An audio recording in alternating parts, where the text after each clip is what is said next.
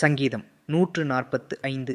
ராஜாவாகிய என் தேவனே, உம்மை உயர்த்தி உம்முடைய நாமத்தை எப்பொழுதும் என்றென்றைக்கும் ஸ்தோத்திரிப்பேன்.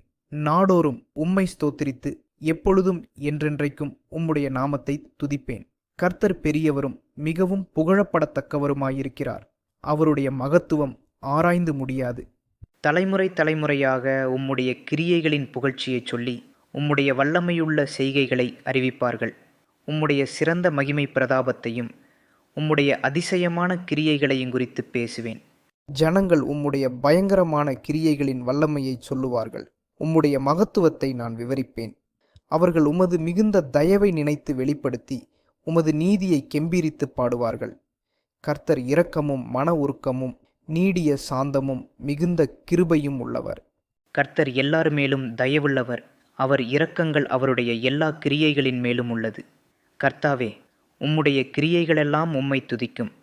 உம்முடைய பரிசுத்தவான்கள் உம்மை ஸ்தோத்திரிப்பார்கள்.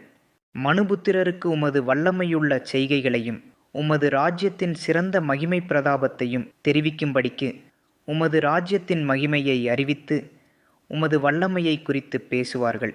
உம்முடைய ராஜ்யம் சதாகாலங்களிலும் உள்ள ராஜ்யம். உம்முடைய ஆளுகை தலைமுறை தலைமுறையாகவும் உள்ளது. கர்த்தர் விழுகிற யாவரையும் தாங்கி மடங்கடிக்கப்பட்ட யாவரையும் தூக்கிவிடுகிறார். எல்லா ஜீவன்களின் கண்களும் உம்மை நோக்கிக் கொண்டிருக்கிறது. ஏற்ற வேளையிலே நீர் அவைகளுக்கு ஆகாரம் கொடுக்கிறீர். நீர் உமது கையை திறந்து சகல பிராணிகளின் வாஞ்சையையும் திருப்தியாக்குகிறீர். கர்த்தர் தமது வழிகளில் எல்லாம் நீதியுள்ளவரும் தமது கிரியைகளிலெல்லாம் கிருபையுள்ளவருமாயிருக்கிறார். தம்மை நோக்கி கூப்பிடுகிற யாவருக்கும், உண்மையாய் தம்மை நோக்கி கூப்பிடுகிற யாவருக்கும் கர்த்தர் சமீபமாயிருக்கிறார். அவர் தமக்கு பயந்தவர்களுடைய விருப்பத்தின்படி செய்து அவர்கள் கூப்பிடுதலை கேட்டு அவர்களை ரட்சிக்கிறார். கர்த்தர் தம்மில் அன்பு கூறுகிற யாவரையும் காப்பாற்றி துன்மார்க்கர் யாவரையும் அழிப்பார். என் வாய் கர்த்தரின் துதியைச் சொல்வதாக. மாம்ச தேகமுள்ள யாவும் அவருடைய பரிசுத்த நாமத்தை எப்பொழுதும் என்றென்றைக்கும் ஸ்தோத்திரிக்க கடவது.